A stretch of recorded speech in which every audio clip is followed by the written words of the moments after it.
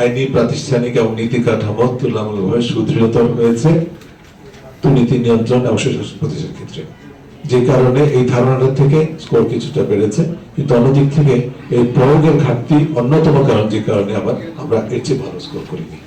দুর্নীতি বেড়েছে কি কমেছে সেটা কিন্তু এই স্কোরের মধ্য দিয়ে সেরকম সাদায় কালো বলা যায় না, কারণ এটা অনেক কিছুর উপরে নির্ভর করে, অনেক বিষয় উপাত্ত এখানটায় বিবেচনার মধ্যে নিয়ে এসে স্কোরিংটা করা হয়। আমি এই কথাটা বলতে পারি আজকের স্কোর দেখার পরেও যে অন্তত আমাদেরকে এটুকুন স্বস্তি দিচ্ছে যে আমরা নিচে নেমে যাই, আমাদের যে অবস্থান ছিল সেটার থেকে অন্তত আমরা আর নিচে নেমে যাইনি স্কোরের ব্যাপারে। অন্যান্য জায়গায় অবস্থানের কিন্তু হেরফের হয়েছে, আমরা উপর থেকে যদি আমরা দেখি সেখানে আমরা নিচে নেমেছি, আর নিচ থেকে আমরা যে জায়গায় ছিলাম অন্যান্য বছরের তুলনায় মোটামুটি এক জায়গায় আছি।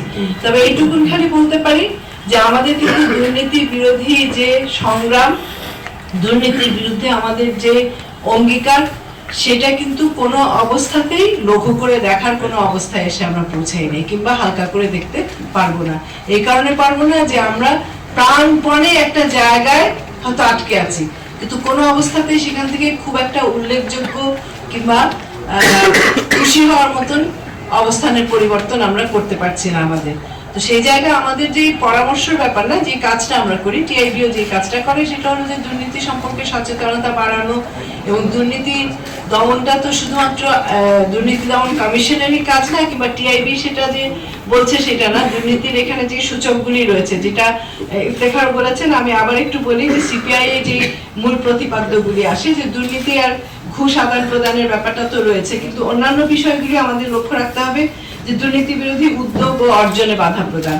যে কথাটা ইফতেখার বলেছে, আপনাদের কাছ থেকেও প্রশ্ন এসেছে এই সংক্রান্ত, যে আমরা নাগরিক সমাজের ভূমিকা কিভাবে দেখি, কিংবা আমাদের যে বেসরকারি সংগঠনগুলি আছে তারা এখানে কি ভূমিকা পালন করতে পারে, সাংবাদিকরা কি ভূমিকা পালন করতে পারে, নাগরিকরা কি ভূমিকা পালন করতে পারে। এই ভূমিকা পালন করতে যে তারা তো চাপের মুখে থাকে, এটা তো ঠিকই, আপনারা নিজেরাও জানেন, আপনাদের নিজেদের অভিজ্ঞতাও সেটা স্পষ্ট হয়ে ওঠে। তো সেই জায়গায় এই যে উদ্যোগের প্রতি যে বাধা প্রদান, সেটা আমাদেরকে দূর করার একটা চেষ্টা করতে হবে। এই পরিবেশটা তৈরি করার দায়িত্ব রাজনীতিকদের, যারা সরকার পরিচালনায় আছেন তাদের, এবং অন্যান্য যে রাষ্ট্রীয় প্রতিষ্ঠানগুলি আছে তাদের একত্রিত হয়ে এই কাজগুলি করতে হবে। আমরা যে আরেকটা উপাত্ত, মূল প্রতিপাদ্য যেটা রয়েছে, প্রশাসন, কর আদায়, বিচার বিভাগ সহ সরকারি কাজে বিধি বহির্ভূত অর্থ আদায়, এই সম্পর্কে আমাদের মন্তব্য করার মধ্যে খুব একটা প্রয়োজন নেই, আমাদের প্রত্যেকের অভিজ্ঞতার মধ্যে এগুলি রয়েছে, সেটাও আমাদেরকে বন্ধ করার একটা ব্যাপার আছে। ব্যক্তিগত বা রাজনৈতিক দলের স্বার্থে সরকারি পদমর্যাদার অপব্যবহার, এটার তো আর কোনো ব্যাখ্যাই বোধহয় করার অপেক্ষা রাখে না।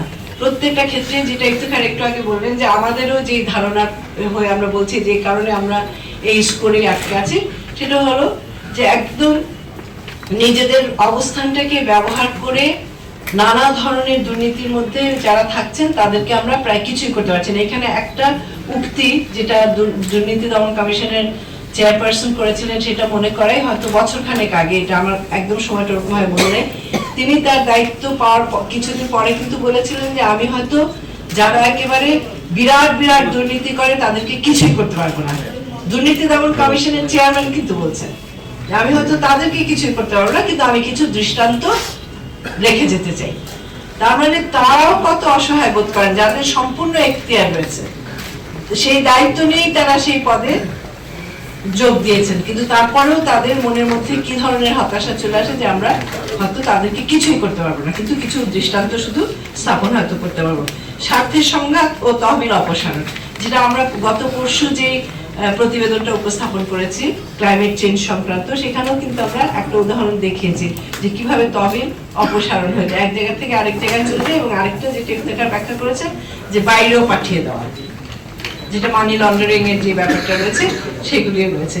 আরেকটা হচ্ছে অনিয়ম প্রতিরোধে ও দুর্নীতি সংগঠনকারীরা বিচার করতে সরকারের সামর্থ্য, সাফল্য ও ব্যর্থতা, এটাও কিন্তু তাদের বিবেচনায় নিয়ে আসা হয়েছে, যে যারা দুর্নীতি করে সরকার তাদেরকে কতখানি স্বচ্ছতার সঙ্গে এবং ন্যায্যতার সঙ্গে বিচারের আওতায় নিয়ে আসতে পারছে, সেখানটাও সরকারের সফলতা ব্যর্থতা দুইটাই বিবেচনায় নিয়ে আসা হয়েছে। এবং আমাদের স্কোর দেখলে বোঝা যায় যে সেখানে হয়তো ব্যর্থতার পাল্লাটাই বেশি করে দেখা দিয়েছে। তো এই সমস্ত বিষয় নিয়ে যদি আমাদেরকে ভাবনা চিন্তা করতে হয়, তাহলে উপদেশ কিংবা পরামর্শ যেটা থাকবে সেটা হলো যে এই বিষয়গুলি যাতে পুনরাবৃত্তি না হতে থাকে, ব্যাপক হারে ঘটতে না থাকে, সেটার জন্য সোচ্চার হওয়া। তো টিআইবির অবশ্যই একটা যেটাকে বলে যে ঘোষিত দায়িত্বই সেটা, সেজন্য আমরা এই কাজগুলি করি। তবে টিআইবি তো সবার হয়ে এই কাজটা করে, অতএব নাগরিক সমাজের মধ্যে এটা সচেতনতা বৃদ্ধি করা এবং নাগরিকরা যাতে এই ব্যাপারে কিংবা অন্যান্য সংস্থাগুলি যে দায়িত্বপ্রাপ্ত প্রতিষ্ঠানগুলি আছে, স্ট্যাটিউটরি বডিজ আছে, তারা যাতে এটা আরো ভালোভাবে দায়িত্ব পালন করতে পারে, সেটার পরিবেশ তৈরি করার জন্য আমাদের সকলে মিলে চেষ্টা করতে হবে, এইটুকুনি বলতে পারি।